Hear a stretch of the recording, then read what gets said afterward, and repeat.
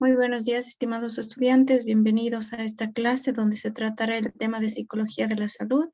Como hemos venido desarrollando estos temas, tenemos con nosotros al magíster Giovanni Cuenca, quien quien ha llevado mucho tiempo esta materia y nos va a brindar algunas pautas, porque como decíamos anteriormente, pues los temas son amplios, pero tratamos de dar los temas más relevantes de esta materia. Bienvenido, magíster Giovanni. Gracias por su apoyo. Listo, buenos días chicos, buenos días Livia, gracias por la invitación. Sí, bueno, yo voy a proceder a compartir. Hoy día vamos a revisar contenidos referentes a psicología de la salud. Eso sí aclaro absolutamente todo lo que... dentro de psicología de la salud hay varios temas. Sin embargo, yo he concretado aquí lo que va a constar dentro de su examen. Entonces, sí es importante que por favor presten atención y cualquier pregunta que tengan respecto a la temática en concreto de este apartado, por favor me lo comenten para poder aclarar. ¿Sí? Entonces, bueno, sin nada, empezamos. Con respecto a la psicología de la salud, bueno, en principio tengo aquí una imagen que por favor les pido a ustedes las revisen, luego me comenten qué creen que significa esta imagen para ustedes o qué es lo que les transmite a ustedes esta imagen que está acá colocada en la pantalla.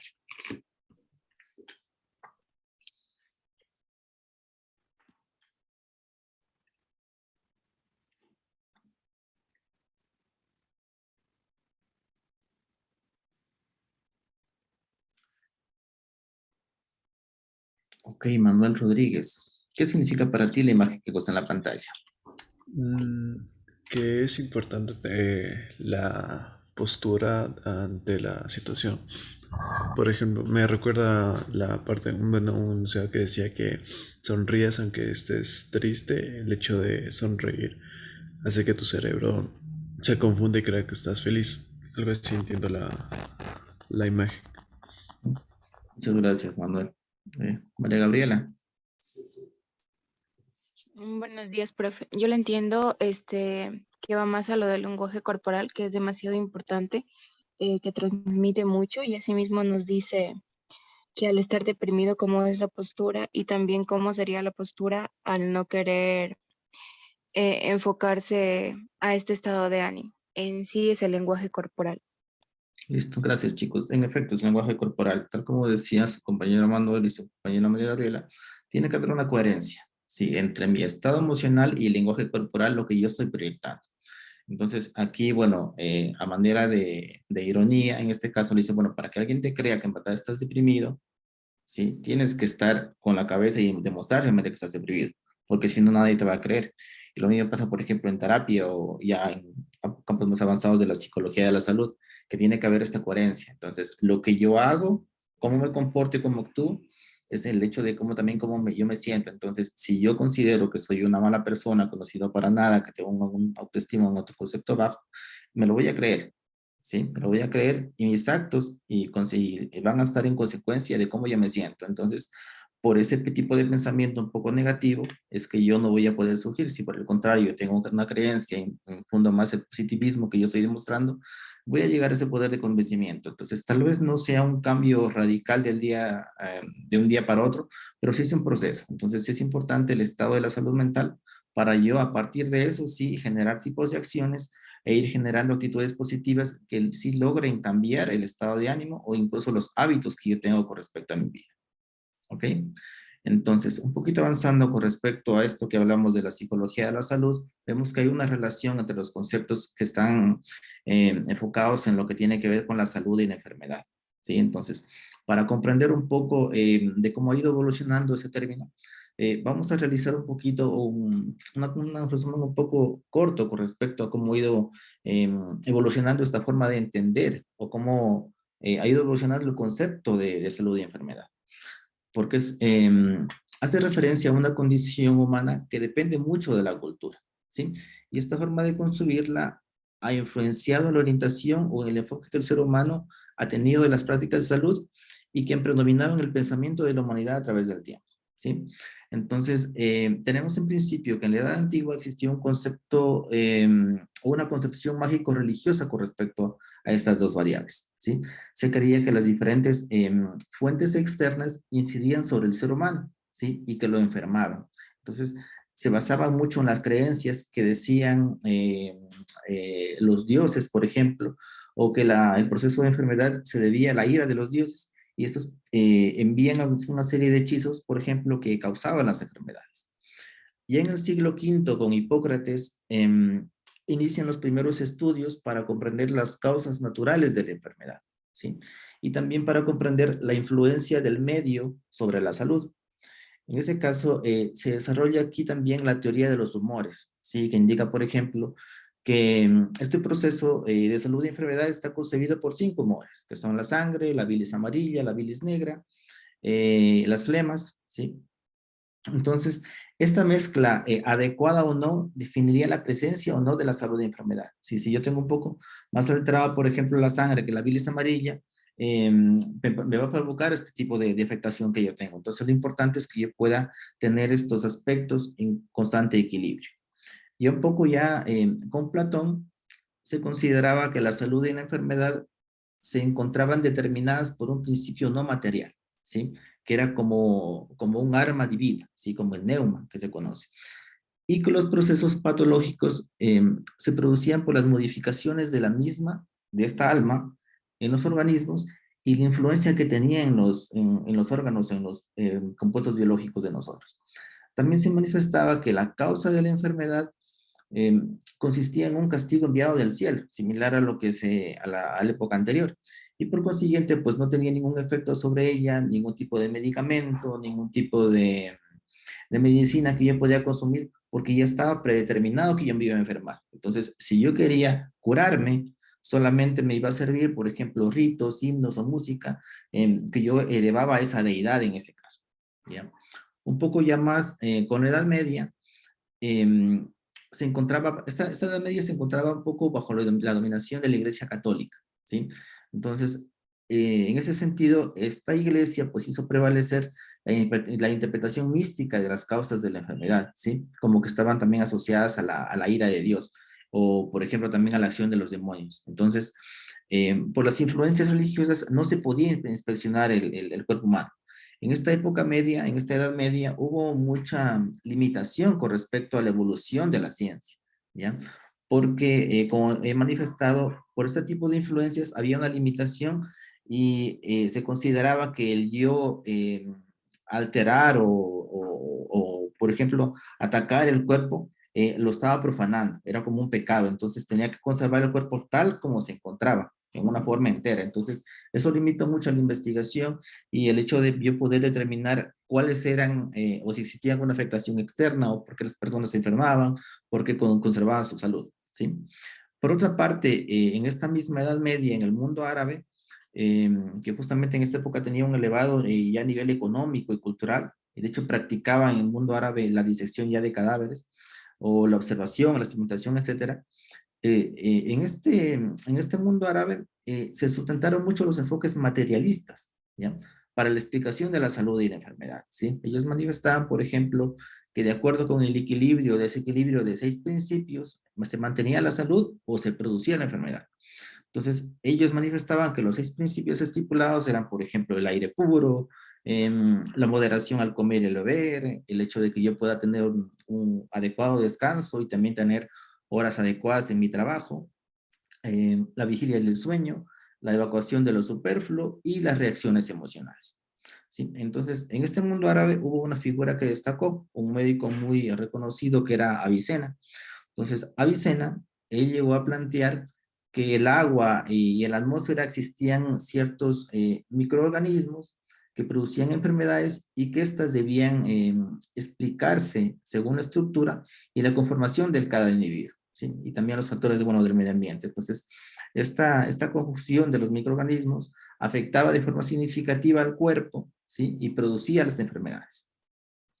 Y un poco más adelante, ya en la Edad Moderna, sí se producen cambios importantes o transformaciones ya en el mundo europeo, tanto en la parte cultural como en la parte económica.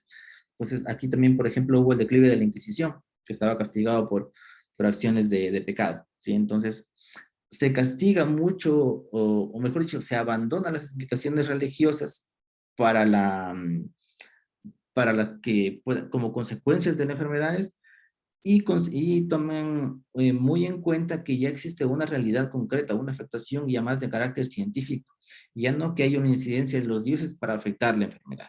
¿Sí? Entonces, con eso también ya llega un poco la modernidad, que implicó un importante proceso cultural y científico que se conoce como Renacimiento. ¿Sí? Entonces, en ese tipo o en esta época de Renacimiento, permitió que haya una como revalorización de los antiguos conocimientos. ¿Sí? Entonces, en este caso, la humanidad ya comenzó a actualizarse, ¿sí? Mediante las enseñanzas que habían tenido de Hipócrates, de Avicena, y de instrumentos ya un poco más objetivos y tácitos que me permitan comprobar que efectivamente hay una afectación de ciertos microorganismos que me van a incidir. ¿Sí? Entonces, estos hallazgos basados en la microbiología también contribuyeron a la afirmación o de una interpretación un poco más materialista, ¿sí? Incluso el pensamiento biológico, ya que tenía mayor peso y ya se justificaba con investigaciones de que a las afectaciones del proceso de salud y enfermedad dependía mucho de factores externos, no solamente del cuidado que uno podía tener, sino de otros de aspectos culturales y aspectos medioambientales.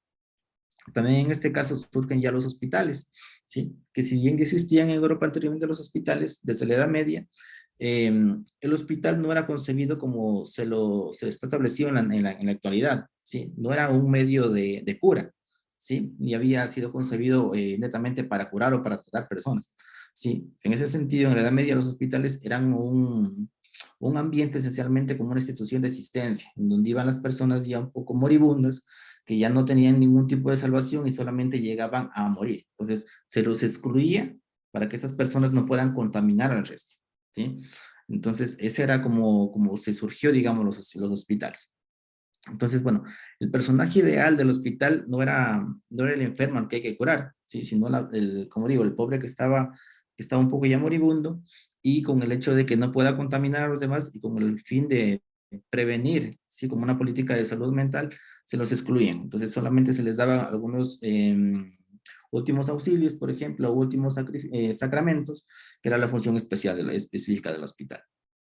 Y ya con la Edad Moderna, más o menos entre los 1600, 1700, comienzan a desarrollarse en unos países de Europa, por ejemplo, en Italia, Alemania y en Austria, por ejemplo, una concepción más práctica de lo que significa la salud, ¿sí? En este caso, que ubica al ser humano en su contexto social, ¿sí? Entonces, ellos responsabilizan al Estado por la salud de la población, dando origen a lo que se dio a llamar el sistema de policía médica, ¿ya? Entonces, aquí en esta época había un médico italiano también muy reconocido, que es Ramazzini. Entonces, Ramazzini comienza a estudiar las relaciones que hay entre la enfermedad y la salud, ¿sí? Y también entre la enfermedad y las condiciones netamente de trabajo que tenían las personas. Entonces, también se realizan estudios referidos a las relaciones entre las condiciones socioeconómicas de la población, la salud. Se dan cuenta de quienes más tienen acceso o quienes más tienen acceso a ciertos recursos estaban de alguna forma más sanos, ¿sí? Porque podían prevenir. Entonces, eso justamente daba más peso a que los aspectos fuera de la persona, o las condiciones fuera de la persona y mentales, iban a repercutir de alguna manera en este proceso de salud y enfermedad. Ya hacia mediados del siglo XIX surge, por ejemplo, la epidemiología, ¿sí? Entonces, la epidemiología como un método científico, como un método de análisis, ayuda a consolidar el movimiento de salud pública. Entonces, aquí consolida todas las teorías que se han venido trabajando. De hecho, ya para el año 1850 y algo, sí se tiene lugar la primera conferencia sanitaria internacional, ¿sí? Que eso es lo que antecede a la OMS. Entonces, igual en el siglo XX, el vínculo entre la medicina y la biología se hizo mucho más estrecho, ¿sí? Entonces, aumentaron notablemente los conocimientos acerca del sustrato material de la enfermedad, y fueron también expuestos una variedad de procesos que ocurren a nivel de los organismos, tejidos, células. Entonces, ya estas convenciones ayudaron a que se pueda compartir conocimiento, se puedan compartir los procesos que originaban las enfermedades y se pueda también generar procesos de intervención y tratamiento, ¿ya? Que no solamente podían beneficiar a una persona, sino que puedan actuar de forma común para todas las personas. También existió una tendencia un poco más racionalista, que progresivamente se va a ir imponiendo y que apunta hacia una comprensión multicausal de la salud y la enfermedad, ¿sí? Que no solamente depende de una o dos variables, sino que depende de muchas variables, de los hábitos de vida que tengan las personas, de los cuidados que tengan, incluso de las condiciones de trabajo, de los procesos socioeconómicos que tengo. Entonces, todos esos puntos de vista con respecto a la salud y la enfermedad me dan una concepción mucho más amplia de lo que significa la salud y la enfermedad. Entonces, aquí tenemos ya otro proceso que tenemos en cuenta, que trata la salud como una concepción de un estado físico, psicológico y social. ¿Sí? Entonces, es un proceso dinámico y cambiante, ya que continuamente sufrimos alteración en nuestro medio interno, en nuestro medio físico, en nuestro medio psicológico, ¿sí? Entonces, así como nuestras acciones interpersonales, las cuales suponen permanentes reestructuraciones de nuestros esquemas internos, y vemos que hay una confusión entre todos esos aportes, ¿sí? Entonces, desde el punto de vista subjetivo, está relacionado con el sentimiento de bienestar, ¿ya? Y desde el punto de vista objetivo, tienen una relación con respecto a la capacidad de funcionamiento de la persona. En lo que se refiere a la parte subjetiva, indico sentimiento de bienestar porque es una concepción de la persona. Y ahí yo puedo decir, bueno, yo me siento saludable. Pero el hecho de que una persona se sienta saludable no necesariamente implica que esté saludable, ¿ya? Porque tenemos muchas concepciones. Me puedo sentir yo saludable, o ustedes saludables, pero en ese sentido hay que tomar en cuenta qué significa esa palabra y cuán saludable es para mí. Yo puedo decir, mira, bueno, ¿sabes qué? Llevo una hora, estoy con tos, pero yo considero que estoy saludable, porque puedo ir generando otro tipo de comportamientos, otro tipo de acciones y conductas. Otra persona puede decir, bueno, yo también estoy con tos, pero realmente a mí cuando me da tos me da de forma terrible y yo no puedo trabajar. Entonces, sí es una concepción un poco también subjetiva con respecto a lo que implica el hecho de que yo me pueda sentir saludable, ¿no? Y desde el punto de vista objetivo, ya había indicado que tiene relación con la capacidad de funcionamiento de la persona. Es que una persona pueda echarse a morir cuando está mal. Bueno, decir, a pesar de eso, a pesar de la afectación que yo tengo, pues tengo que generar algún tipo de conductas. ¿Por qué? Por mi familia, porque si no trabajo yo no puedo comer. Entonces, hay varios aspectos que influyen en la vida de las personas y cómo pueden generar motivaciones para que esas personas también puedan ejecutar tipos de conductas que puedan ayudar a que emocionalmente o que puedan, claro, que puedan canalizar a las personas emocionalmente y que impliquen comportamientos que las personas puedan ejecutar. Entonces, bueno, tenemos aquí algún concepto que indica que en el presente ya no se percibe la salud como algo a conservar, sino más bien a desarrollar, ¿sí? Entonces, por favor, Brian, ¿qué crees o a qué crees que se refiere este párrafo de aquí de Vázquez y Oblitas? Buenos días, profe. A ver. En el presente ya no se percibe la salud como algo a conservar, sino más bien a desarrollar. A ver, profe, bueno, desde mi punto de vista, se ha venido viendo, bueno, en el año 2000 se ha establecido este párrafo, así que lo que yo pienso es de que ahora más bien se trabaja en esto de la salud, más no bien, o sea, se trabaja para bien a futuro y a raíz de poderse conservar y así mismo establecer de buena forma una buena salud. Así lo entiendo. Gracias, Brian. En este caso yo tengo que cuidarme y mantener la salud, ¿sí? Entonces, bueno, de hecho, se concibe como algo a conservar porque el hecho de que yo esté saludable hoy no me garantiza que pueda estar saludable mañana o en febrero o en marzo, ¿sí? Entonces, las condiciones de vida de una persona van a implicar muchos cambios. Entonces, se supone que esas condiciones de vida tienen que ser adecuadas para que yo a futuro sí pueda mantener la salud que tengo ahora a esta edad, ¿sí? Más bien a desarrollar, no mucho, porque el hecho de que yo pueda desarrollar la salud, si bien implica que yo tenga que hacer un cambio en mi vida, un cambio para mejorar mis anticuerpos, con una alimentación sana, con un sueño, con un tipo de sueño correcto, ¿sí? Esto me va a demorar un poco más para generar estados saludables, ¿sí? Entonces, lo óptimo es que yo pueda conservar las características con las cuales yo me desenvuelvo actualmente y garantizar que de esta forma, pues, no me pueda tener algún tipo de alteración en un futuro, ¿ya? Entonces, bueno, aquí tengo algunos aspectos que había hablado con respecto al modelo actual de salud, en el que indica que los factores psicosociales afectan los sistemas corporales. Entonces, la forma en cómo está estipulada la cultura, el medio, va a determinar la influencia que tengo yo con mi cuerpo. ¿Sí? Entonces, como hemos estado, la calidad y bienestar psicológico y físico está determinada por los hábitos de vida. Si yo, por ejemplo, soy una persona que me malanocho casi todos los días, ¿sí? Entonces, eso me va a generar algún tipo de alteración en el sueño. Puede que de alguna forma actualmente no me incida mucho cuánto o cuán poco sueño yo tenga, ¿sí? Pero a la larga me va a afectar. Ya puede que yo tenga, qué sé yo, un año durmiendo solamente 6 horas a mis 20 y tantos años y diga, bueno, yo puedo dormir 6 horas y no tengo ninguna afección.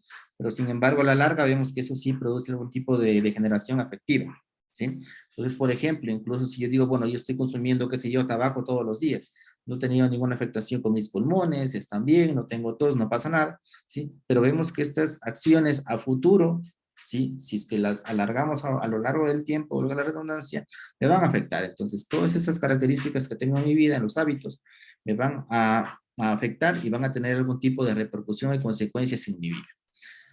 Ahora bien, algunas de las características o condiciones saludables que implican acciones cognitivo-emocionales para que yo pueda mantener esta salud están listadas aquí. Es algo que, digamos, de alguna forma todos nosotros las conocemos, pero muy pocos llegamos a ejecutarlas de forma constante, ¿sí? Entonces todos conocemos que es importante tener una alimentación balanceada en nutrientes, sí, que hay que tener un contacto con la naturaleza para poder librarme de alguna forma del estrés, salir de mi statu quo, por ejemplo, de mi ambiente laboral y poder despejarme, respirar aire oxigenado. Esto ya no sucede con mucha frecuencia, por ejemplo, en sociedades un poco más industrializadas. El beber alcohol moderadamente o no hacerlo, el hecho de que pueda dormir entre la cantidad suficiente, entre 7 a 8 horas diarias, los controles médicos preventivos, que generalmente muy pocas personas los realizamos, generalmente, al menos en nuestra cultura, cuando ya tenemos algún síntoma o alguna afección, ahí recién nosotros decimos, bueno, me pasa algo, entonces tengo que.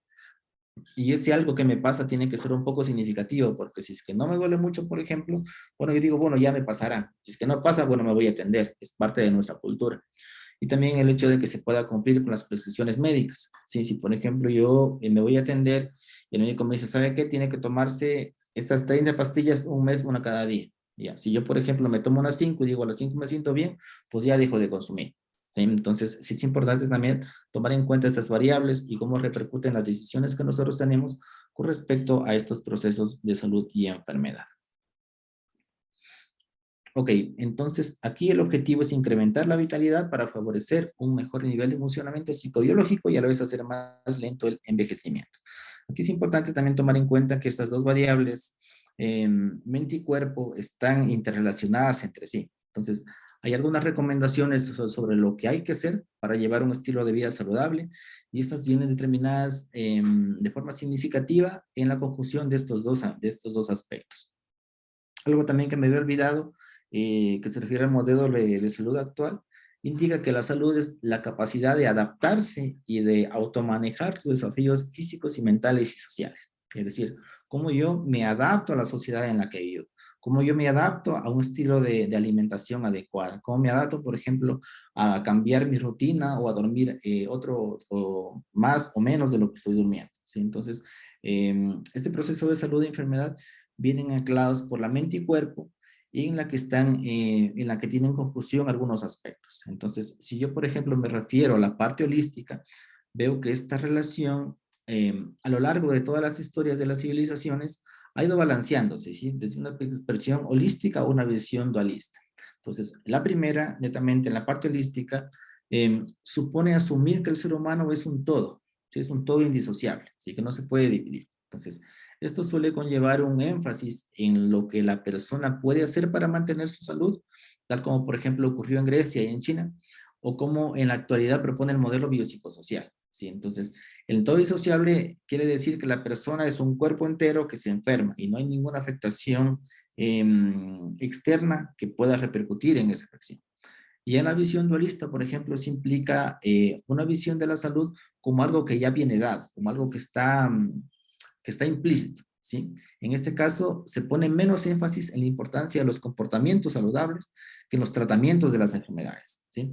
Tal como en la actualidad, por ejemplo, depende el modelo biomédico en este caso. Entonces, hay que tomar en cuenta que estas enfermedades crónicas son el resultado de la acumulación de conductas no saludables y condiciones ambientales perjudiciales, tal como manifestó Laviano. Entonces, todo el comportamiento que yo ejecute va a repercutir en mi estilo de vida y en el estado de salud que yo pueda tener. Ya, entonces, aquí tenemos una comparación, digamos, de los paradigmas en salud, de lo que tenía la concepción anterior, la concepción basada en el paradigma tradicional y en paradigma emergente. ¿Sí? Entonces, por ejemplo, en el tradicional se concebía al cuerpo solamente como una máquina, ¿sí? Y en el paradigma emergente o sistema dinámico, en un contexto interrelacionado. Como una máquina solamente era como un ente, ¿sí? Como un embudo de algo que yo tenía que ejecutar determinados procesos. Y en el sistema dinámico ya el cuerpo tiene una interacción, si está relacionado con el ambiente, con las personas, con su cultura y cómo estas se mecanizan para ejecutar, por ejemplo, aspectos de trabajo. Con respecto al paradigma tradicional, en lo que refiere a el cuerpo y la mente, el paradigma tradicional manifestaba que el cuerpo y la mente están separados, es decir, si se enferma el cuerpo, no se enferma la mente, y si se enferma la mente, pues no se enferma el cuerpo. En el emergente, pues ya vemos que es un aspecto que está relacionado. Incluso conocemos ahora que hay enfermedades psicosomáticas, por ejemplo, de estrés, dolor de espalda, estreñimiento, gastritis, por ejemplo, que sí vienen incididas por el estado de ánimo y el cómo yo puedo ejecutar ese tipo de acciones. Con respecto a la enfermedad, vemos que la enfermedad es una entidad, es decir, en el paradigma tradicional, vemos que la enfermedad apareció de la nada, solamente hay un cuerpo enfermo y listo, hay que tratarlo, ¿sí? Entonces, en el paradigma emergente vemos que es un proceso, ¿ya? Yo tengo que analizar el qué pasó para que esa persona llegue a enfermarse. Bueno, dicen, bueno, esa persona está con enfermedades respiratorias. Entonces, yo analizando veo, bueno, a esta persona, bueno, no se cuida lo suficiente, su casa o en el lugar donde vive hay mucho polvo, la provincia donde vive no es muy limpio el aire, hay mucha contaminación. Sí, entonces, yo a partir de eso, de las causas o conociendo las causas que originan la enfermedad, voy a conocer qué puedo hacer y sobre todo el recomendar esas acciones para que la persona evite volver a enfermarse.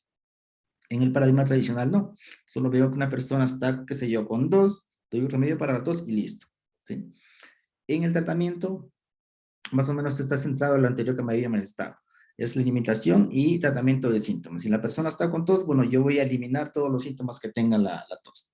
Y en el paradigma emergente, pues yo, aparte de que voy a eliminar todos los síntomas que tenga la tos, voy a emitir recomendaciones de tratamiento para que la persona pueda evitar enfermarse. O incluso ahora, por ejemplo, el COVID con las vacunas. A pesar de que yo voy a limitar esas afecciones, voy a crear tipos de defensas para evitar que esas afectaciones que existen puedan afectarme de forma mucho más grave, en un nivel mucho más alto. En el paradigma tradicional, el poder dar sugestión también apareció con Mesmer, por ejemplo, el mesmerismo. En este caso, se concebía a las personas a partir de concepciones místico-mágicas, por ejemplo, el hecho de que se puedan liberar de esas acciones, de esas afectaciones que tienen. Sin embargo, no se daba, por ejemplo, una medicina real, sino solamente se trabajaba con la mente, con el convencimiento de que la persona podría estar bien. En este caso, en el paradigma emergente, se da el papel del poder de la mente con respecto y la curación. Entonces, en este caso, aparte de la sugestión que yo podría emitir, sí puedo ejecutar algunas acciones que conlleven al poder del convencimiento. Por ejemplo, puedo dar, qué sé yo, un canguil, por ejemplo, a los niños. Puedo ejecutar, por ejemplo, algunas acciones de motivación de la importancia de las personas. ¿Ya? Si hablo, por ejemplo, de personas que tienen cáncer, es muy importante tomar en cuenta la motivación para ellos. ¿Ya? ¿Cuál es la familia? Entonces, a partir del estado emocional también se puede fortalecer de alguna forma el sistema inmunológico para crear un poco más de defensas y evitar que esta enfermedad siga avanzando. ¿Sí? Entonces, tengo que determinar la relación entre estos dos aspectos y tratar de conjugarlos de forma significativa para que me puedan o me ayuden para que esta persona pueda salir adelante y también pueda convencerse de que efectivamente es importante y tiene algo por lo que luchar. ¿Sí? Entonces, a partir de la psicología, es importante tomar en cuenta netamente las importancias que tienen las figuras importantes para la persona y la motivación que pueden tener para mantenerse y para ejecutar algún tipo de cambio. Ok, entonces aquí tenemos algunas variables independientes en la salud. Estas variables afectan también de forma significativa el comportamiento de la persona y cómo estas personas se desenvuelven en su diario vivir. Entonces, este modelo interactivo de conducta saludable se pueden distinguir 3 variables en concreto. Las situacionales, que en este caso pueden ser, por ejemplo, el apoyo social que se recibe de las demás personas, los modelos sociales, por ejemplo, en los cuales el individuo está expuesto, las evaluaciones externas, por ejemplo, el cómo me califican a mí las determinadas personas. Entonces, estos son aspectos o son factores que ayudan a acrecentar mis conductas saludables, ¿sí? Entonces, el hecho de cómo yo esté en ese momento. Las personales, por ejemplo, pueden ser las creencias, las percepciones, las expectativas, las motivaciones que una persona puede tener y que en última instancia son los que juegan un papel decisivo en la adopción y mantenimiento de pautas de conductas saludables. ¿Sí? Y las terceras, que son, bueno, las consecuencias anticipadas de las conductas saludables. Estas consecuencias anticipadas están relacionadas con los costos y beneficios, ¿sí? Que la persona percibe que va a obtener mediante la ejecución de algún tipo de actividad, ¿sí? Si yo, por ejemplo, hablo sobre las situacionales, digo, bueno, una variable situacional, como el apoyo social, por ejemplo, tengo que tener, qué sé yo, con respecto a mi ejemplo, por ejemplo, sería el consumo, ¿sí? El consumo de alcohol. Si yo hablo de una variable situacional con respecto al consumo de alcohol, de este problema yo digo, bueno, puede ser el apoyo social. Yo sé que tengo alguna familia que me está apoyando, que me dice, bueno, ¿sabes qué? Deja de consumir, te está perjudicando, y puedes obtener estos beneficios. Si es una variable situacional, el apoyo que estoy recibiendo con respecto a mi problemática de consumo. Con respecto a las variables personales, dentro de esta misma problemática, que pueden ser, por ejemplo, las creencias, que efectivamente yo puedo salir del consumo, ¿ya? Pero para salir del consumo yo tengo que aceptar que tengo ese problema, ¿ya? Porque si no lo acepto, que no tengo un problema, pues va a ser un poco difícil. Y sobre todo también como son aspectos personales, pueden ser, por ejemplo, las expectativas, ¿sí? Yo aparte de que creo que voy a salir de esa problemática, posterior a cuando yo me cure, ¿qué voy a tener? ¿Sí? ¿Cómo me voy a beneficiar? ¿Cómo va a ser mi vida en ese momento? Y las consecuencias anticipadas habían manifestado que son costos y beneficios. Yo puedo decir, por ejemplo, bueno, yo voy a tener un estado de salud adecuado. Con respecto a costo, puedo ser, también puede ser objetivo y subjetivo, pero si yo hablo desde la parte objetiva, bueno, yo puedo decir, bueno, yo me voy a ahorrar mucho, ¿sí? No comprando alcohol, por ejemplo. Entonces voy a ahorrar. Ese dinero puedo darle a otra persona. Sí, el beneficio es que yo voy a estar también sano, mi cuerpo va a estar bien, ¿ya? Entonces, por ejemplo, si yo hablo con respecto a la depresión, por ejemplo, ¿cuál podría ser una variable situacional con respecto a la depresión? Valeria, ¿cuál crees que puede ser un aspecto situacional?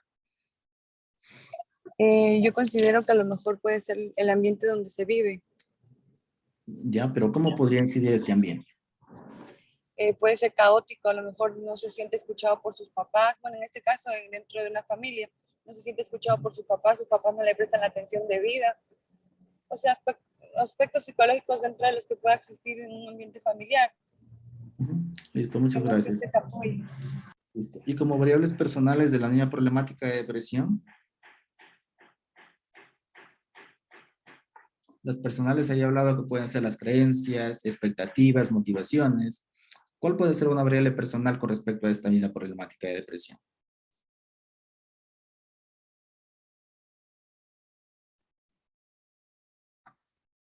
Karen, ¿cuál crees que puede ser una variable personal? Buenos días, profe. Yo creo que sí influye bastante lo que es las expectativas, porque, o sea, si una persona, bueno, también como que la creencia, porque para, o sea, poder ser tratado, primero uno tiene que aceptar que está mal. Entonces, yo creo que eso sería el primer paso. O sea, y después sí, como que mi percepción en cuanto a la terapia que voy a recibir y todo esto, ¿no? Y luego la expectativa, que es algo muy importante después de, o sea, después de este problema, en cuanto llegue a superarlo, entonces, ¿qué expectativas tengo? ¿Qué es lo que voy a hacer para evitar volver a lo mismo? En este caso, volver a caer en depresión podría ser. Y el Listo. factor que le hizo llegar a... El desencadenante. Muchas gracias, Karen. Muchas gracias, Valeria. Sí, a ver, con respecto a la depresión, como había manifestado en las variables situacionales su compañera, sería el ambiente, ¿sí? Y el apoyo social que yo percibo. Si yo percibo que hay un ambiente tóxico que generalmente ya me vuelve dependiente, porque, por ejemplo, puede ser una depresión a raíz de una violencia, por ejemplo, el apoyo social y el ambiente me va a jugar un aspecto muy desencadenante y un aspecto significativo e importante. porque me puede repercutir para que yo pueda salir o no salir. Entonces, una es tener ese factor o ese apoyo externo con respecto a los factores protectores que pueden incidir en que yo pueda salir un poco mejor del estado de depresión en el que me encuentro. Con respecto a las variables personales, también son las expectativas, el hecho de cómo yo me puedo sentir a futuro. Sin embargo, en los casos de depresión, sí es muy complicado, al menos en principio, el hecho de que la persona pueda aceptar que está en un estado deprimido, e incluso pueda pedir ayuda, porque algunas personas pueden estar tan metidas en este tipo de problemática que ya lo consideran normal. Sin embargo, a largo plazo vemos que esa normalidad se va a desbordar, va a desbordar de la persona y no va a poder tener una ayuda adecuada. Entonces, si yo inicio un tipo de terapia con respecto a las variables personales, voy a especificar cuáles son las fortalezas, los beneficios, cómo vas a sobresalir y mucho más, cuáles son las expectativas que tiene a futuro esa persona. Si hablo con la misma depresión, ¿cuál sería un costo-beneficio? ¿O cuáles serían unas consecuencias anticipadas, chicos, con respecto a la depresión? Cualquiera, por favor.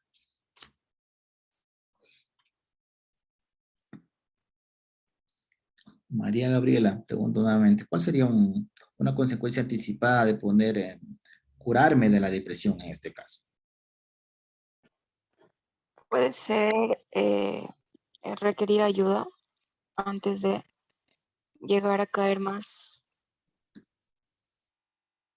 Ok, pero ¿cuál sería el costo-beneficio de yo poder sobrellevar este estado depresivo? Yo había manifestado, por ejemplo, en el consumo de tabaco, un costo-beneficio sería que ya me voy a ahorrar en el consumo, ¿sí? Y un beneficio es que yo voy a tener o voy a mejorar, digamos, en algunos aspectos respiratorios que podría tener. Entonces, si yo hablo de la depresión, ¿cuál sería un costo-beneficio que podría tener al curarme de una depresión? Yo creo que es bastante, porque la depresión en sí es un problema de la salud mental que requiere de, no sé, de bastante atención. Una persona con depresión se puede someter a vicios, padece de insomnio, ansiedad, es un sinnúmero de cosas que se ahorraría, la verdad, y para sobrellevar su vida normal. Eh, Pongamos que la persona con depresión ingiere pastillas para dormir. Al curarse de esto, dejaría de dañar su sistema nervioso, porque las pastillas para dormir hacen eso, y de crear una adicción, porque también hacen eso las pastillas para dormir. Yo creo que enfocándonos a algo en específico, yo creo que ahí. Listo, muchas gracias, Gabriela. Muy, muy bien. Sí, justamente lo que manifestó su compañera, de hecho hay que tomar en cuenta cuáles son las características del trastorno. Por ejemplo, en depresión yo puedo hablar de ideación suicida, alteración de patrones de sueño, aislamiento, de personas dejan de comer, por ejemplo, etcétera. Entonces, todas estas características se van a anular de alguna forma, ¿sí? Porque yo tengo un beneficio al yo estar en un tratamiento y al ya estar de alguna forma superando y siendo consciente de la problemática que tengo para poder establecer un tipo de acción y poder así limitar o reducir esas afecciones que tengo y mejorar así mi calidad de vida. Ok, entonces aquí la pregunta con respecto a la relación mente-cuerpo manifestaba que si se trata de dos sustancias diferentes o solo mental o físico una sola cosa, puede existir la mente sin el cuerpo. Entonces la respuesta categóricamente es no. Obviamente hay una relación muy implícita, muy grande con respecto a estos dos aspectos. Y por lo general se encadenan afecciones. Entonces, cuando se tiene que trabajar en este tipo de problemáticas, se tiene que trabajar estos dos aspectos y muy importantes dentro de la psicología y que pueden desencadenar algún tipo de afección. Entonces, hay que tomar en cuenta ese aspecto. Entonces, aquí también tenemos que hay dos aspectos muy importantes de cómo se ha concebido el modelo de la relación mente-cuerpo. Sí, uno es un modelo biomédico y el otro es un aspecto biopsicosocial. El modelo biomédico, si bien nos limita de alguna forma, no ha desaparecido por completo y no creo que desaparezca tampoco como una intervención o tratamiento de esta problemática. Si el modelo biopsicosocial, como su nombre lo indica, hay varios aspectos que afectan a la persona, ¿sí? E impiden que tenga esa armonía o ese equilibrio consigo mismo. Entonces, acá los vamos a ir especificando de una forma más concreta con respecto a lo que significa cada una de estas características. Yo me parece si tenía aquí desarrollo de... Sí, ok. Entonces, aquí tengo dentro de la parte del modelo biomédico, tenemos que especificar que el primero es una doctrina del dualismo mente-cuerpo, ¿sí? Entonces, en virtud de la cual se entiende que el cuerpo es una entidad física, ¿sí? Y la mente es una forma que parte del dominio espiritual, por decirlo de alguna manera, ¿sí? Entonces, desde esa perspectiva, la mente sería incapaz de alterar la materia física, ¿sí? Y la mente es vista como un ente que es netamente abstracto, ¿sí? Que tiene que ver netamente con los pensamientos, con los sentimientos, mientras que el cuerpo ya se conceptualiza en términos de materia, ¿sí? Como la piel, los huesos, los órganos, el cerebro, por ejemplo. Entonces, por lo tanto, los cambios en la materia física serían independientes de los cambios en la mente, ¿ya? Si yo me enfermo en mi cuerpo, como manifestaba, yo me enfermo, por ejemplo, de gripe, solo me enfermo de gripe. Eso no va a alterar mi estado mental, ¿ya? Pero por lo general nosotros sabemos, bueno, si yo me afecto solamente con una gripe, esto me limita, por ejemplo, de alguna forma, a que yo pueda hacer de forma correcta mi trabajo. O si bien yo puedo hacer de forma correcta mi trabajo, no lo voy a hacer en el tiempo que yo lo sé realizar naturalmente. Entonces, este modelo visualismo mente-cuerpo desde la parte biomédica me está limitando en ese sentido, ¿sí? Entonces, el segundo principio que yo tengo dentro de este modelo médico es el reduccionismo, ¿sí? Entonces, aquí indica que la enfermedad se limita a reacciones físicos y químicas. Entonces, un cáncer, por ejemplo, ¿sí? Es visto como un fenómeno de naturaleza física, ¿sí? En el cual la proliferación incontrolada de las células acabará dañando los órganos y tejidos del organismo, ¿sí? Entonces, esta enfermedad puede tener consecuencias psicológicas, pero no causas psicológicas, ¿ya? Entonces, puede, por ejemplo, causar ansiedad, una depresión, pero este estado de ánimo no se relaciona con el inicio o progresión del cáncer, ¿sí? Entonces, yo indico, las causas biológicas están implícitas, pero no las consecuencias psicológicas que desencadenan ese tipo de problemáticas. Si hablo, por ejemplo, del otro modelo, del modelo biopsicosocial en este caso, como su nombre lo indica, tiene aspectos biológicos, psicosociales y sociales que indican o que van a actuar como factores que van a desencadenar ese tipo de problemáticas. Este modelo obviamente es de gran aceptación en la actualidad y admite que la salud y la enfermedad están multideterminadas, ¿sí? Es decir, que tienen varias causas. Estas causas pues actúan sobre todos los procesos saludables, sobre los procesos patológicos y son de diversa naturaleza y por ende de diverso origen, ya que intervienen algunos elementos de macroprocesos, por ejemplo, los macroprocesos pueden ser el contexto social, el ambiente, las circunstancias socioeconómicas, incluso el clima, por ejemplo, ¿sí? Y también inciden los microprocesos, como por ejemplo los cambios químicos, los pensamientos, las emociones, sí que pueda tener la persona. Entonces, todos estos aspectos sí conjugan para que la persona se pueda tener ese tipo de afectación y el cómo se pueda tener una consecuencia de tratamiento.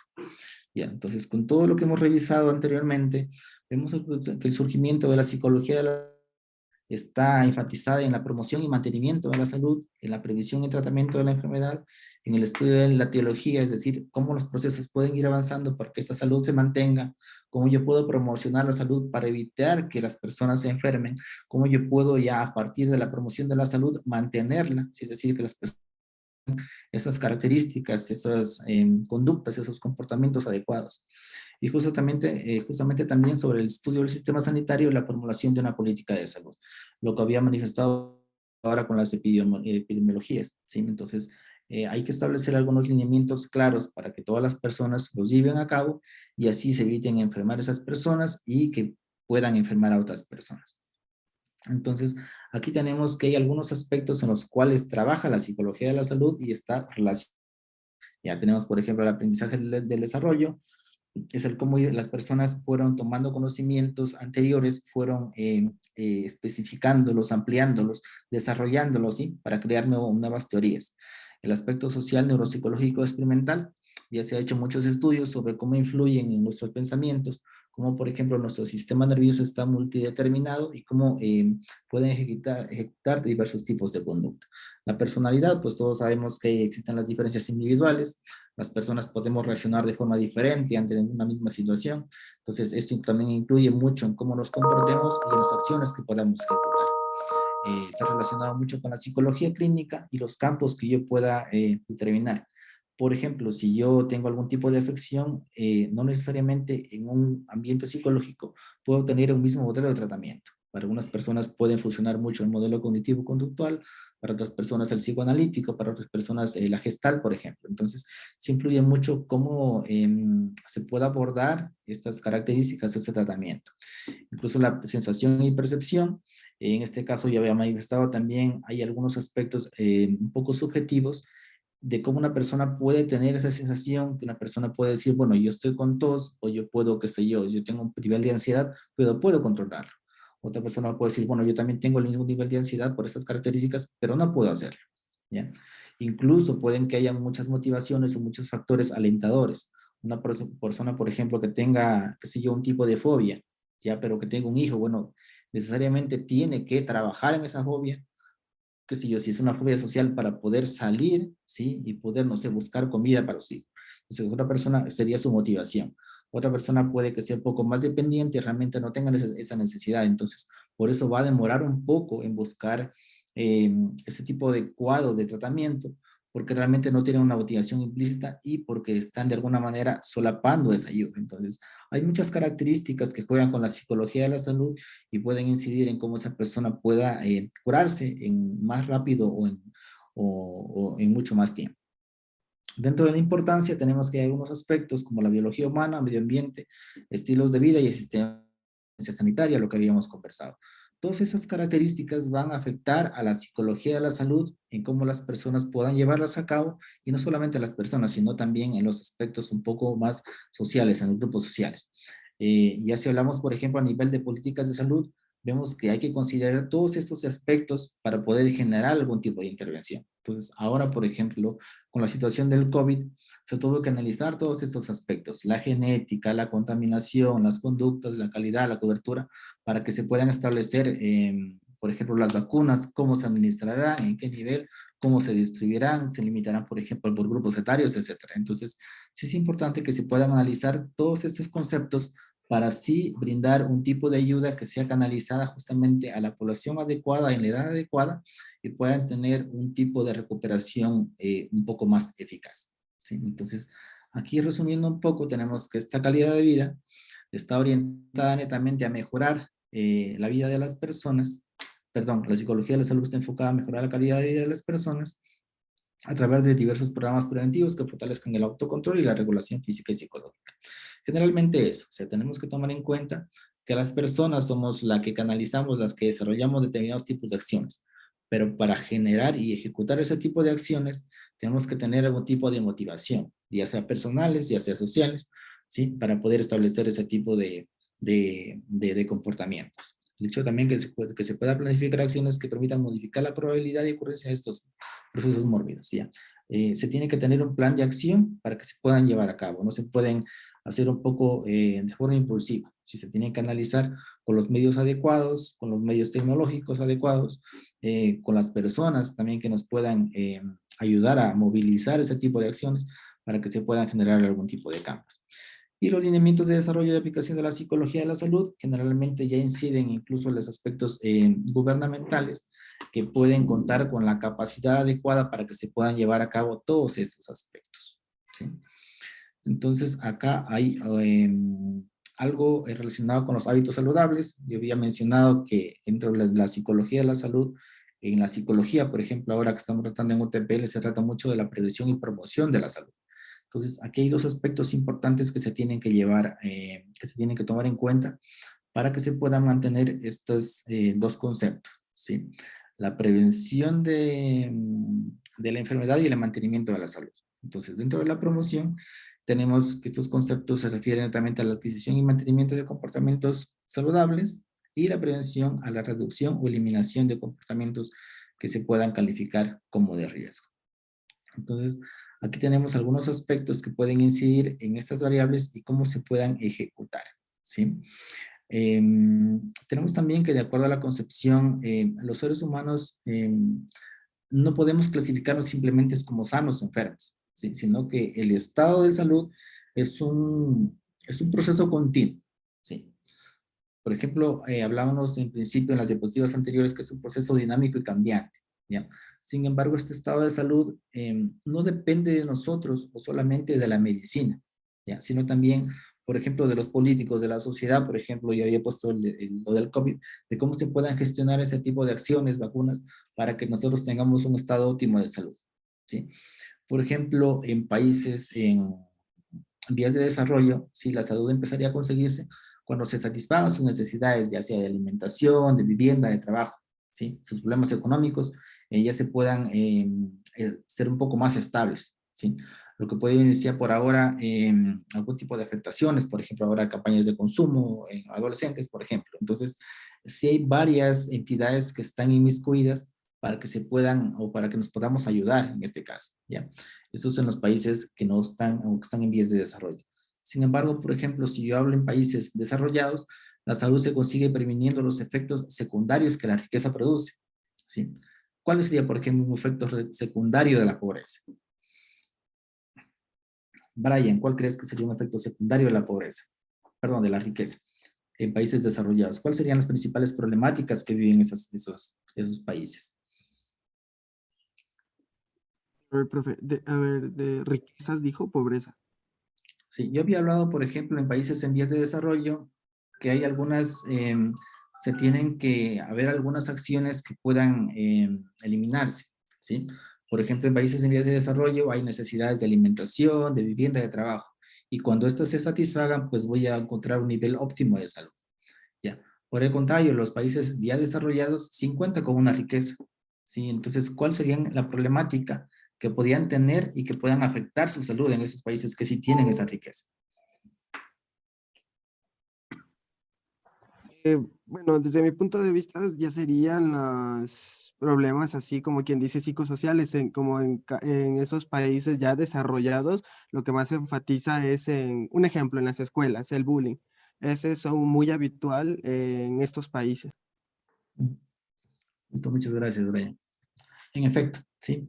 De hecho, por ejemplo, puede ser la obesidad, ¿ya? Es ausencia de ejercicio físico, accidentes de tráfico, contaminación ambiental, entonces también el bullying porque hay algunos problemas sociales. Entonces, independientemente de la concepción que existe en cada uno de los países, van a tener problemáticas particulares y específicas a los ámbitos en los que se han desarrollado los dos, ¿ya? Si hablo, por ejemplo, dentro de la prevención de estrategias a nivel primario, tengo que en principio se trata de modificar los hábitos en salud, ¿sí? Los hábitos insanos. Entonces, como por ejemplo lo que ya conocemos, el tabaco, el alcohol o la dieta, por ejemplo, ¿ya? Entonces, dado el hecho de que muchas personas ejecutan esas acciones, una intervención centrada en el cambio de esas conductas sería muy eficaz, ¿sí? Sin embargo, de acuerdo a investigaciones, tenemos que estos intervención son parcialmente exitosos, ¿sí? Ya que existe un importante número de recaídas y que pueden ejecutarse ya a mediano plazo, ¿ya? En el caso específico del tabaquismo, se tienen resultados positivos a corto plazo, ¿ya? Pero ya a mediano plazo, el porcentaje, un porcentaje significativo de estas personas ya retoman el hábito que lo tenían en ese momento. Tal vez justamente por ello es que existe un mayor esfuerzo en la prevención de esos hábitos insanos, ¿ya? Como por ejemplo la prevención en consumo de drogas, la prevención de embarazos, la, qué sé yo, prevención en enfermedades de transmisión sexual, por ejemplo, ¿sí? Entonces, hay aquí algunos aspectos, por ejemplo, que se pueden tomar en cuenta dentro de la prevención a nivel primario, ¿sí? Entonces, esta prevención de hábitos insanos va a ser significativa y nos va a ayudar a mejorar las conductas o las enfermedades que presenten las personas, ¿ya? Dentro de la prevención primaria podemos tener, por ejemplo, la aplicación de vacunas a nivel de prevención, ¿sí? Que, por ejemplo, dentro de la prevención primaria yo no tengo que esperar que esté ya con la problemática en específico, sino yo tengo que evitar que se dé justamente ese tipo de problemáticas, ¿ya? Entonces, yo aquí en la prevención primaria son medidas tomadas para prevenir recién la aparición de la enfermedad de personas sanas, ¿ya? Entonces, ¿cuál sería un ejemplo de prevención primaria? Valeria, ¿cuál sería un ejemplo de prevención primaria? Sí, a ver, prevenir, ¿qué será? Prevenir el acoso escolar.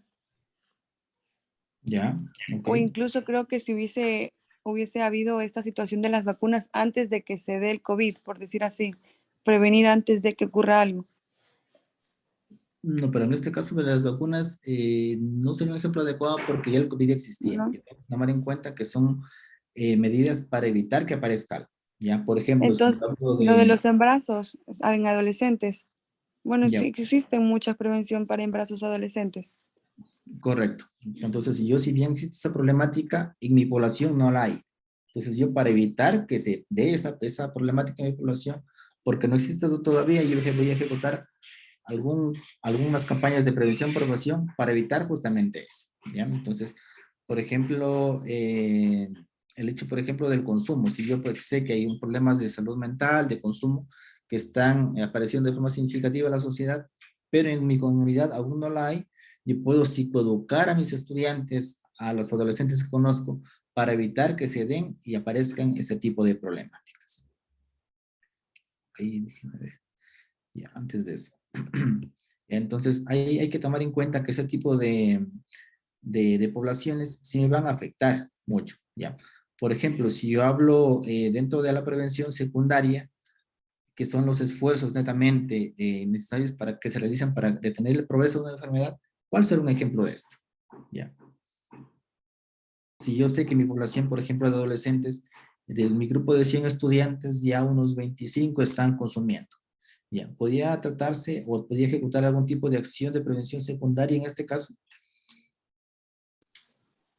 Profe, no puede ser como que si ya me dice que un porcentaje de toda la población ya está como que en el consumo, o sea, ya una etapa más avanzada.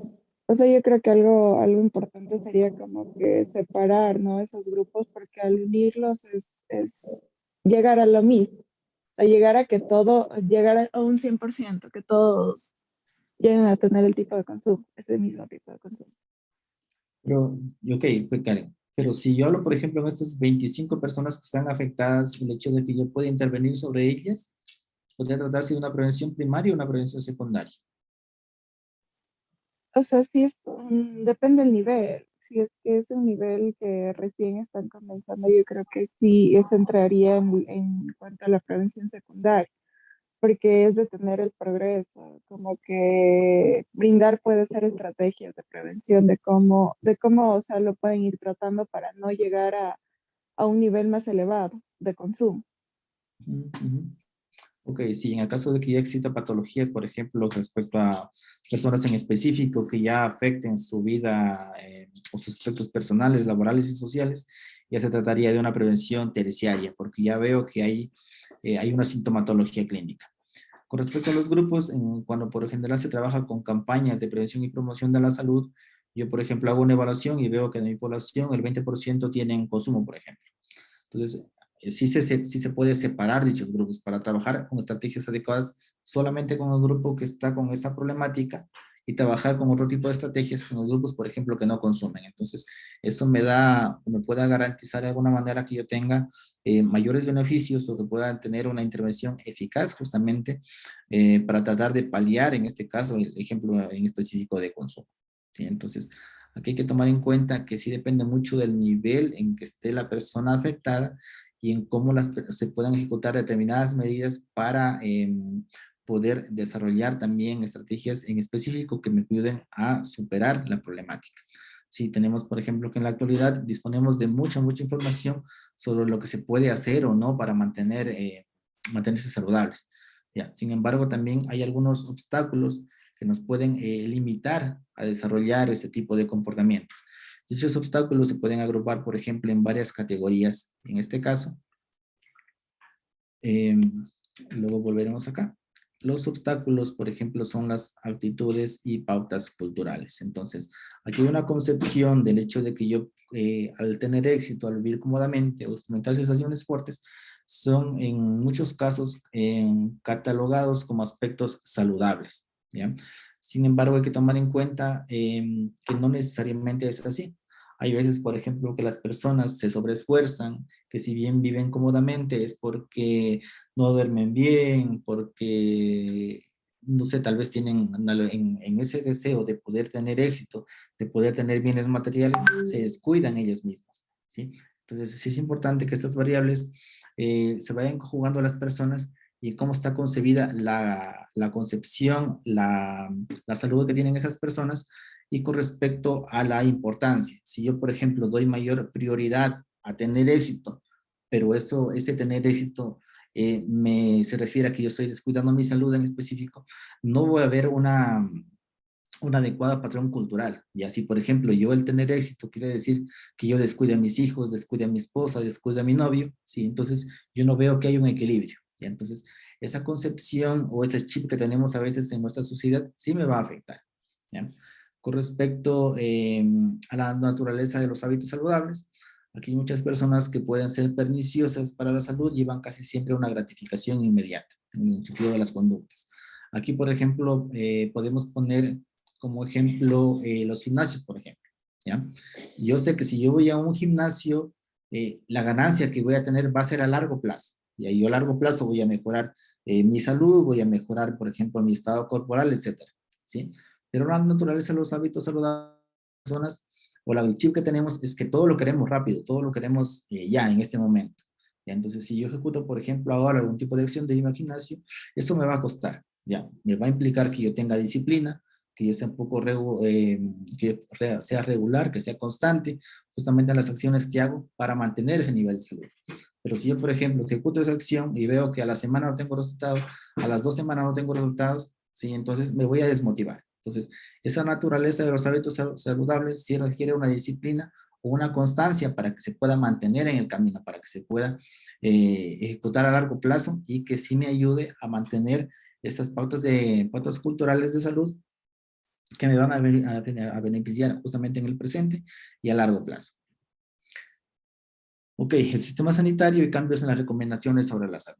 Aquí hay algunas modificaciones de recomendaciones sobre hábitos saludables. Generalmente las recomendaciones que se daban en la antigüedad no son las mismas que se daban o que están ahora actuales, ¿sí? Entonces, esto ha podido favorecer a un clima de escepticismo sobre lo necesario de asumir una conducta saludable, ¿ya? Entonces, por ejemplo, anteriormente no se tenía conocimiento de que el consumo de tabaco afectaba. De hecho, había una publicidad de forma libre, ¿sí? Entonces, ahora con nuevos estudios, se vio, por ejemplo, que la nicotina, el alquitrán, sí afectan a la salud mental. Entonces, lo que antes me decía bien, no, ahora con los nuevos conocimientos, yo tengo un conocimiento más claro de las repercusiones que pueden tener. Entonces, esas recomendaciones sobre la salud van variando, de hecho, con el sistema sanitario. Ahora, por ejemplo, también tomándole lo del COVID, ¿sí? Entonces, actualmente desconocíamos o anteriormente desconocíamos cuáles eran las implicaciones, cuáles eran las vías de contagio. Y actualmente ya con los estudios ya tenemos un conocimiento un poco más real de cómo se contagian, de cuáles pueden ser las vacunas, de cómo puede actuar el cuerpo, de qué puedo yo consumir para tener una recuperación mejor, ¿sí? Entonces, el sistema sanitario, esos cambios en las recomendaciones de salud van variando conforme el tiempo y conforme la experiencia que tienen las personas. Lo que se refiere a la orientación de la psicología clínica, falta fortalecer la prevención y promoción de la salud física y mental, y está más orientada al tratamiento de las enfermedades mentales. Esto está un poco enraigado con el modelo biomédico, ¿ya? Si yo tengo una problemática, me trato solamente esa problemática. Yo no analizo qué me hizo caer en esa problemática, y tampoco analizo qué puedo tener después de esa problemática, ¿ya? Por ejemplo, se trata mucho en aspectos como la violencia, por ejemplo, ¿ya? Entonces yo puedo trabajar con una persona, puedo tener 20 sesiones con la persona, puedo dar de alta a esa persona, porque ya veo que hay unos cambios adecuados o positivos en ella, ¿ya? Sin embargo, si esta persona vuelve al mismo ambiente tóxico, vuelve a la misma familia disfuncional, no me va a servir de nada, ¿sí? Entonces, tengo que tener en cuenta que esta orientación de la psicología clínica sí requiere todo un proceso de cambio que me va a perdurar en el tiempo y que tiene que ser muy específico para cada persona. Entonces, estas concepciones o esos obstáculos en el camino a la aprobación me van a limitar y van a hacer que esta salud no se mantenga en el tiempo, sino van a fortalecer, ¿sí? O a generar algún tipo de consecuencias que me van a perjudicar. Entonces, yo de alguna forma voy a crear algún tipo de resistencia a eso, porque sé que si bien y empecé a dar los primeros pasos para recuperarme, luego tuve una recaída, luego generé nuevamente esos mismos pasos y volví a caer, las personas se pueden desmotivar. Entonces sí es importante que se tenga en cuenta que todas esas variables me van a perjudicar, de hecho en la concepción que yo tenga, para que me pueda afectar o no en mi salud. Entonces, aquí hay algunos aspectos, dos en concreto, que se refieren a los patógenos conductuales e inmunógenos conductuales que me van a ejecutar determinados comportamientos que van a incidir en estos obstáculos que yo tengo, ¿sí?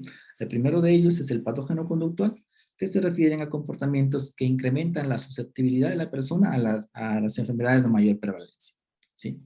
Y el inmunógeno conductual se refiere a comportamientos que permiten reducir el riesgo de enfermarse. Si yo hablo de un patógeno conductual, es decir, que yo, comportamientos que incrementan el hecho de que yo tengo una enfermedad, ¿cuál sería, por ejemplo? Si yo hablo de patógeno conductual, sería el consumo de alcohol. Si yo hablo de inmunógeno conductual, por ejemplo, podría ser el ir al gimnasio, por ejemplo, todos los días, ¿ya? ¿Cuál sería otro ejemplo de patógeno conductual?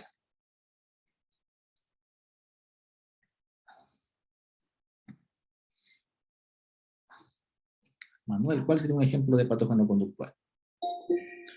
No sé, la depresión, como se decía anteriormente, o la ansiedad, algún comportamiento específico, y entiendo que un inmunógeno conductual sería, no sé si antidepresivos o ir a terapia. Entre los dos, ¿cuál sería más acertado? Bien, hay que tomar en cuenta que hablamos de comportamientos. Si yo hablo de la depresión es un estado como tal en el cual hay varios comportamientos que me canalizan la depresión. ¿Cuál sería un comportamiento de ellos, de la depresión, por ejemplo, que me provoque justamente esa problemática? Comportamiento depresivo, Cuando una persona está insomnio. deprimida, ¿qué hace, por ejemplo? ¿O qué puede hacer? Perdón, no lo escucho. Cuando una persona está deprimida, ¿qué comportamiento puede ejecutar? Eh, Pesadez, falta de energía, insomnio. Sí, pero ¿qué comportamiento puede tener? Ya, si yo hablo, por ejemplo, que una persona deprimida puede tener ideación suicida. Entonces, un comportamiento, un patógeno conductual puede ser una conducta autolesiva, que yo me corte, por ejemplo, podría ser un patógeno conductual. Ah, sí. Ya, ok, Eh, ¿cuál puede ser otro? mm, Comportamiento depresivo. No sé. Falta no comer o comer en exceso. Genial, buenazo, sí. Ok, gracias. Hay alteración, por ejemplo, en la alimentación, en la depresión. Entonces, un patógeno conductual puede ser, por ejemplo, el hecho de que esa persona se descuide y no coma. Ya, entonces, ese no comer o ese ejecutar conductas autolesivas incrementan la enfermedad en ese caso, la problemática. ¿Ya? Y un inmunógeno conductual, por ejemplo, con respecto a la depresión, ¿cuál podría ser? Brian, ¿cuál podría ser un inmunógeno conductual en ese caso con respecto a la depresión? Bueno, aquí sí entraría lo de ir a terapia, ¿no? O sea, eso podría ser un inmunógeno conductual. Claro, en ese caso yo soy consciente de alguna forma que tengo una problemática, entonces el hecho de asistir a terapia me puede brindar estrategias o pautas que me ayuden justamente a estabilizar, ¿sí? O a mejorar el estado depresivo en el que yo me encuentro. Ok, entonces, bueno, aquí hay algunos hábitos que, bueno, ya había mencionado anteriormente. Hay principales causas de muerte en la sociedad industrializada.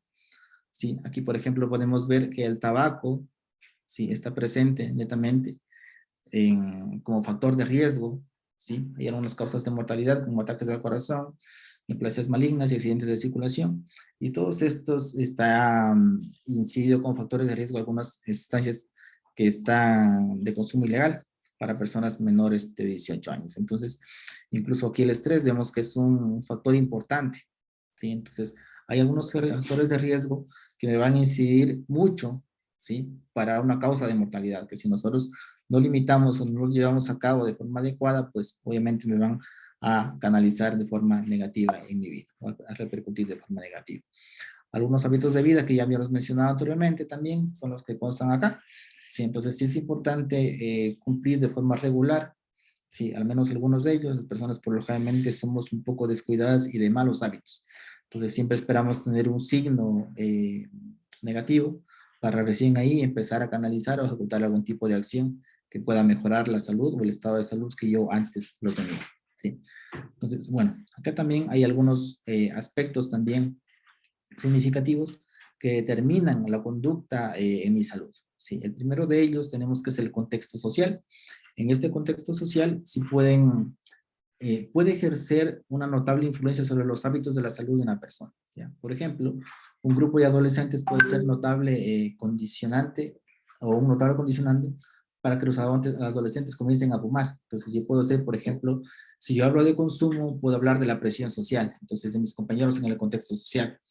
Por lo general, cuando en los estudios que nos han indicado sobre adolescentes para que se inicien el consumo, está la presión social, el hecho de que yo quiera pertenecer a un grupo, el hecho de que no me aíslen, por ejemplo, ¿sí? Entonces, este contexto social sí va a incidir en que la persona pueda desencadenar algún tipo de acción.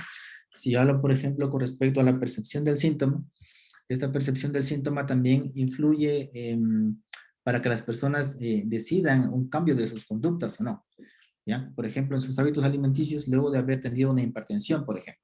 Entonces, yo sé que mejorando lo que yo como, la alimentación, sí puedo evitar que esa hipertensión se mantenga en mí, ¿sí? Aunque estas modificaciones también suelen ser un poco transitorias. Sin embargo, cuando dichos síntomas, por ejemplo, se repiten de forma adecuada, las personas ya tienen que implementar estrategias de alimentación definitiva en este caso, o unas estrategias que me ayuden a reducir esta afectación.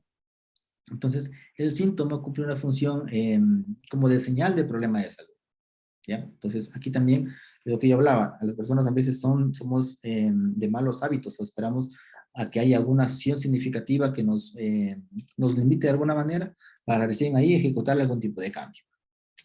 Un ejemplo de esto puede ser, que constaba en el texto, es que una persona, por ejemplo, cuando sube las escaleras, puede que no tenga ningún inconveniente, ¿ya? Pero con el pasar del tiempo, esta persona subiendo las mismas escaleras, ya puede que llegue sin aire, ya cuando esté en la parte superior, ya no avance.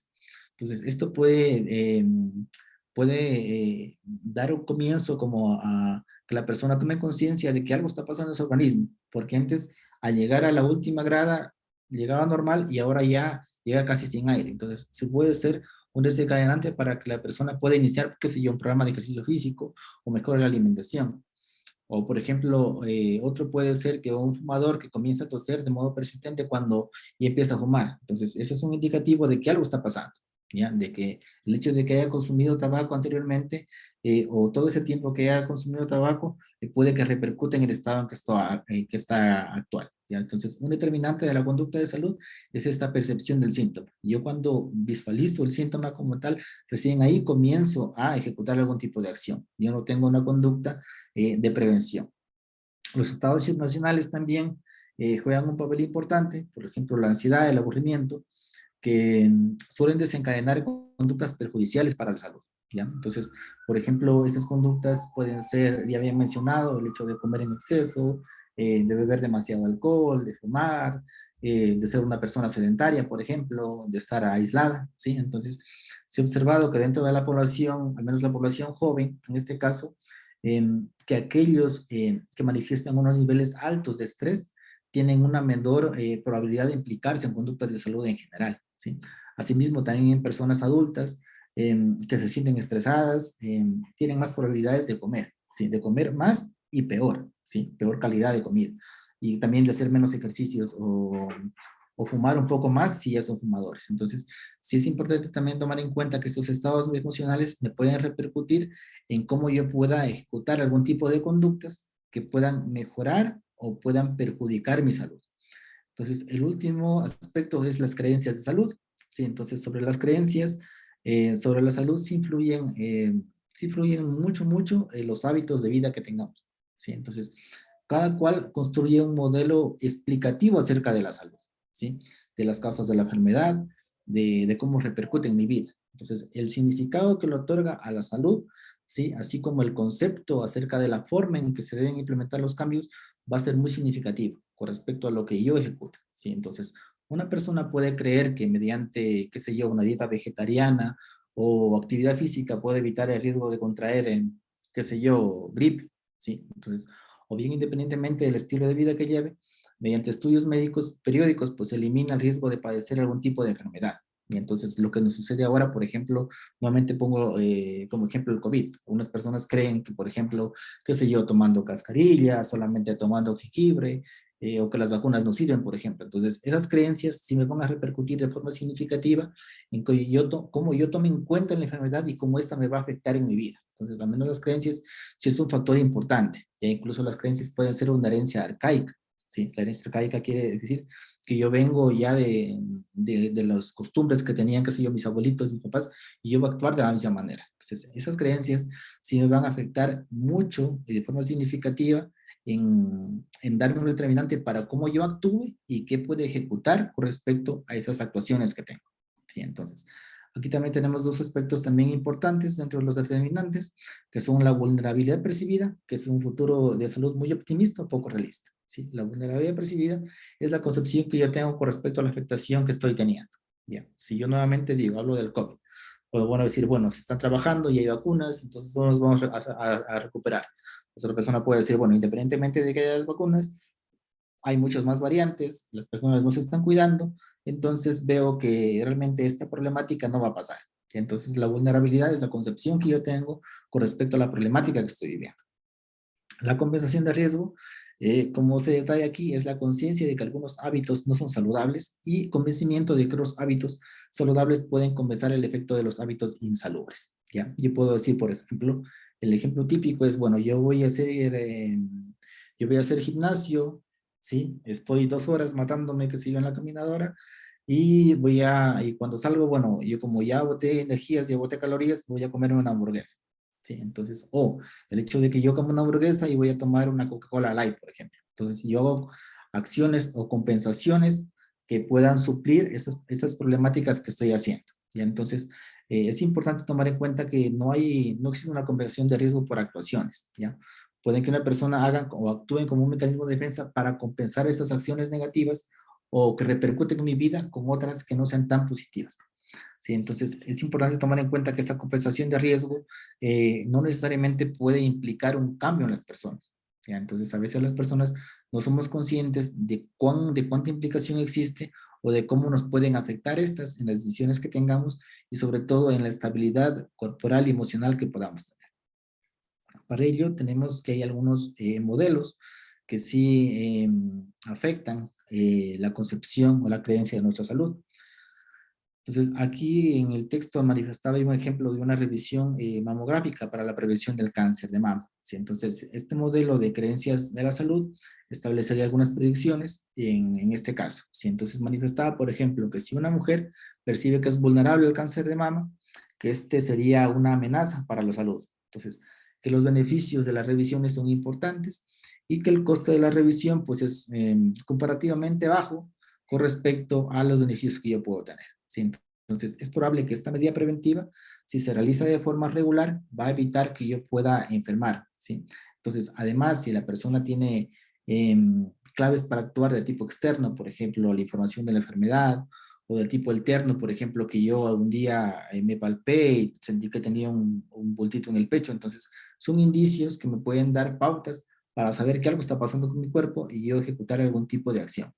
Entonces también puede confiar en la eficacia de la medida en general, de la medicina que me dan, puedo yo confiar en el médico de cabecera, ¿sí? Con respecto a que me pueda brindar algún tipo de acción. Entonces, en este caso, la motivación para la salud sería el hecho de que yo quiero estar bien, me preocupa el hecho de que yo haya sentido el bulto, ¿sí?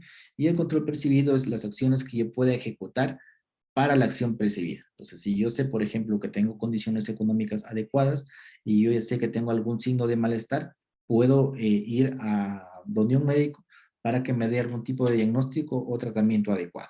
¿Ya? Entonces, por ejemplo, si yo hablo aquí en concreto de este ejemplo, voy a ver que, por ejemplo, en el cáncer, la susceptibilidad de la enfermedad va a ser la percepción de cuán grave puede ser o cuánto me puede afectar a mí. ¿Sí? La severidad puede ser a nivel de información general, cuán riesgo tiene o cuánto riesgo no tiene. El coste de llevar a cabo la conducta preventiva, pues va a ser, por ejemplo, la implicación del tiempo, la implicación económica que pueda tener para desarrollar ese tipo de acción que me ayuda a reducir esta problemática.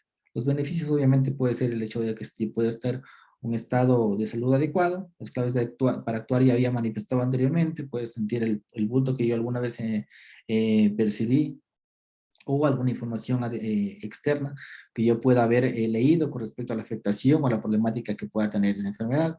La motivación para la salud puede ser el hecho de que yo quiero estar netamente saludable, quiero vivir más, por ejemplo.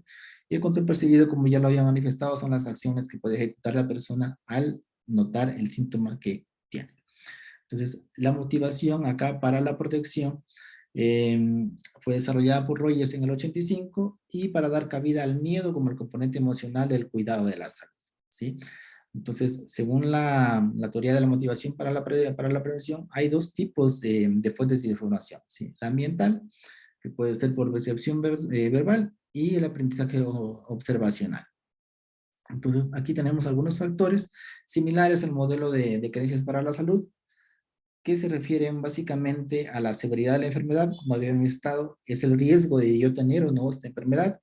La susceptibilidad es la conciencia de cuán grave es. La efectividad de la respuesta, es decir, ¿qué puedo hacer yo para reducir esa enfermedad?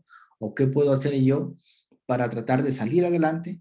La autoeficacia se refiere a los medios que yo tengo para actuar con respecto a esa enfermedad. Y el miedo obviamente va a ser este tipo de afectación que tengo porque no quiero tener esa enfermedad. Entonces, yo tengo que ejecutar algún tipo de acciones adecuadas para poder protegerme, ¿sí? Y evitar que esa enfermedad que tengo pueda ampliarse, pueda tener algún otro tipo de efectos secundarios. Aquí tenemos también algunos aspectos dentro de modelos de condición social de las conductas en salud. Entonces, aquí tenemos, por ejemplo, cuando es el resultado de 3 creencias básicas. La actitud de hacer la conducta, que va a ser la evaluación más o menos positiva o negativa de la conducta. ¿Ya? Si yo, por ejemplo, hablo de una depresión, entonces tengo que, yo hago una evaluación positiva de la depresión, puedo decir, bueno, yo al menos, de positivo es que yo tengo conciencia de que tengo esa depresión. Entonces yo ya sé que tengo una depresión.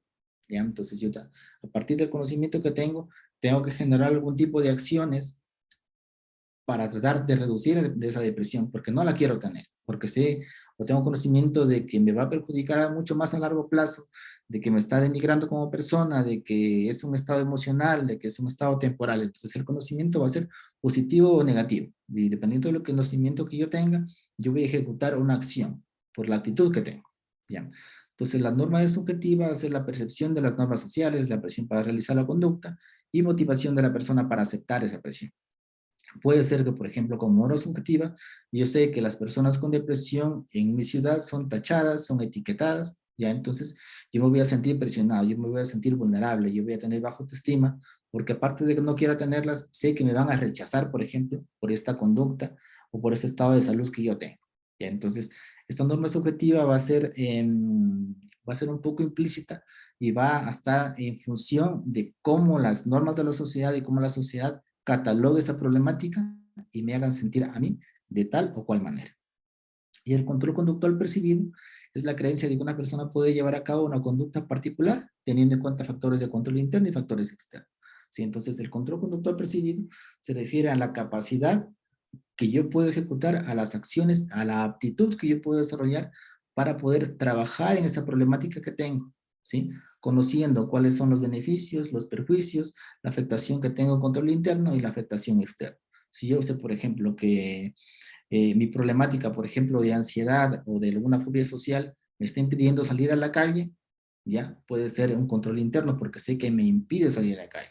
Pero yo sé que también, además de que me impide salir a la calle, qué implicaciones o qué efectos secundarios me está provocando. Si yo, por ejemplo, tengo un trabajo estable y llego con esa condición, sé que aparte de que yo no pueda salir porque me afecta internamente, el hecho de no salir me va a hacer perder mi trabajo. ¿Ya? Entonces, hay algunos efectos secundarios que me pueden incidir en esta condición que yo tengo respecto a las conductas y a las afectaciones que estén dándose, a menos en mi vida. Ok, entonces el cambio de actitud como estrategia de prevención.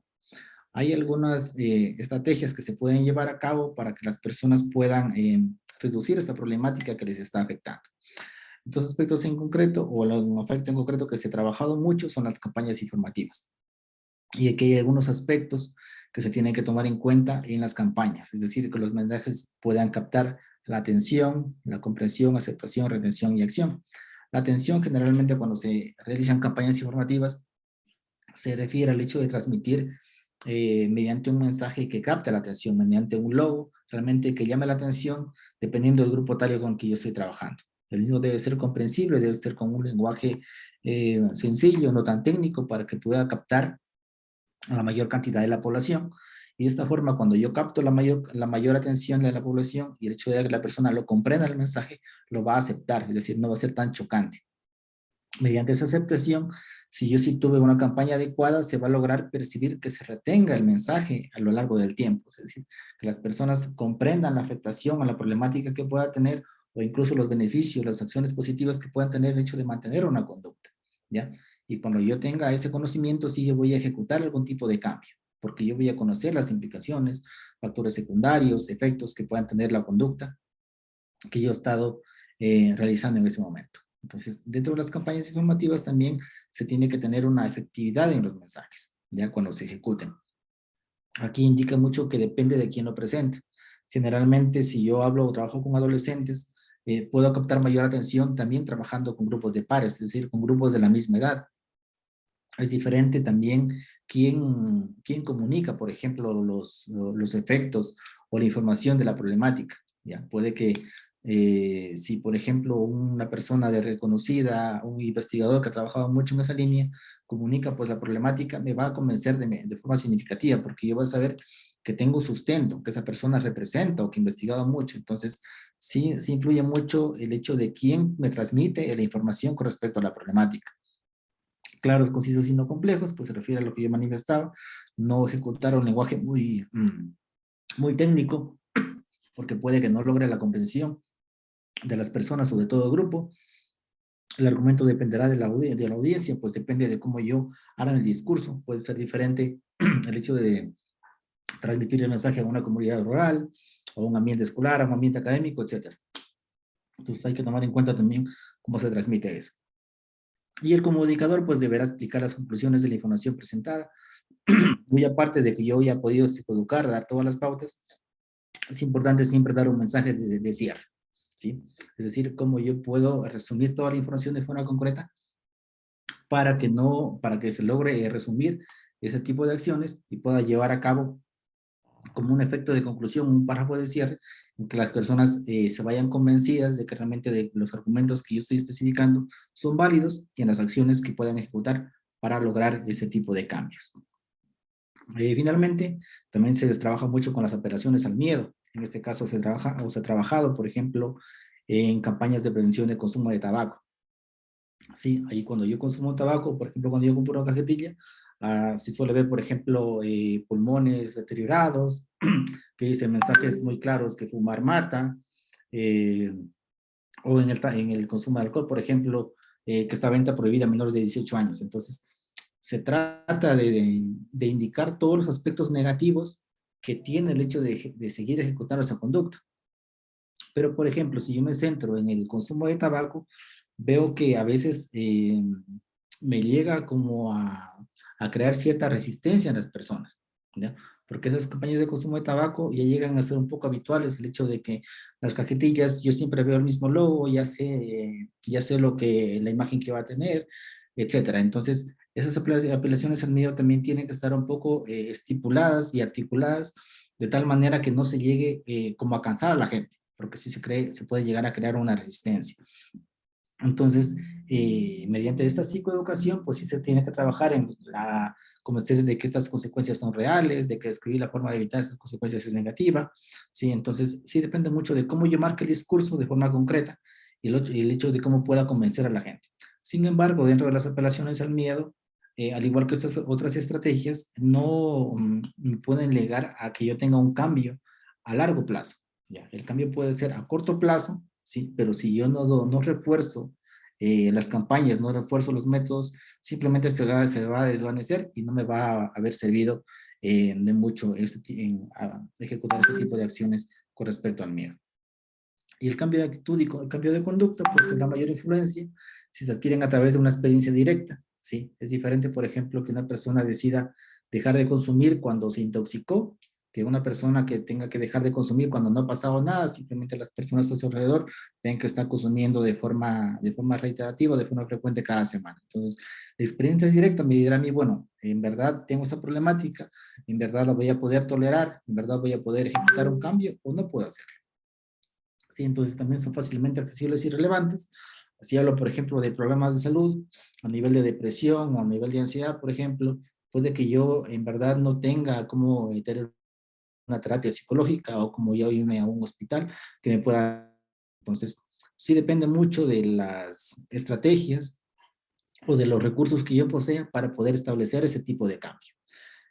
Y tienen interés para la persona, pues esto es sumamente importante. Hablo de motivaciones. Es que una persona no quiere aceptar o no quiere hacer algún tipo de acción, pues no lo va a hacer. Sí, independientemente de qué persona le recomiende o cuántas personas a su alrededor le digan o presionen para que acepte que tiene una problemática, pues no lo va a hacer. De hecho, puede ejecutar acciones totalmente contrarias. Entonces es importante poder llegar con un mensaje adecuado, con un discurso adecuado, con una comunicación adecuada de tal manera que pueda yo ganar la empatía de la persona para poder dialogar con ella. O incluso puede que yo esté llegando con más discurso. O puede ser que yo esté interpretando que esa persona está mal cuando ocurre totalmente lo contrario. Entonces, en ese sentido, sí es muy importante la comunicación, incluso para saber cómo lo está viviendo la persona y qué siente esa persona. ¿Sí? Porque yo puedo imaginarme las sensaciones y emociones de la persona, pero realmente no sé qué pasa por su cabeza. Entonces, es importante el hecho de tener el interés de poder llegar a esa persona y así de esta forma generar algún tipo de cambio que pueda repercutir en la mejora de ella, pues sí, con la consecuencia también beneficiosa de que pueda tener algunas consecuencias también un poco positivas para la sociedad. Chicos, es básicamente resumen de lo que ha tratado la materia de psicología de la salud. Como había manifestado, lo que consta aquí es lo que se tomará en asignatura, ¿sí? No sé si tienen alguna duda, alguna consulta, algún aspecto que no haya quedado claro, por favor me comentan, ¿ya?